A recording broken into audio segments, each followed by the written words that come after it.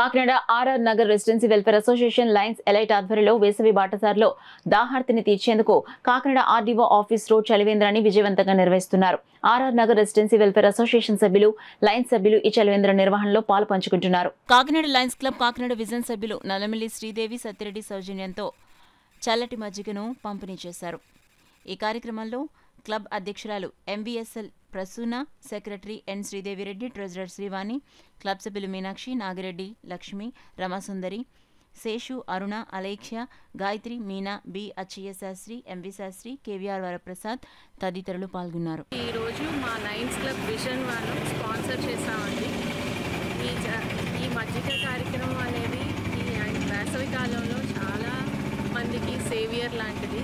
ఎందుకంటే అందరూ ఈ ఎండల్లో ఈ బైకుల మీద అది తిరిగినప్పుడు దాహంకి మంచినీళ్ళు అవి క్యారీ చేయలేకపోతూ ఉండొచ్చు. ఇలాంటి చలివేంద్రాల వల్ల అందరికీ చాలా ఉపయోగంగా ఉంటుందండి.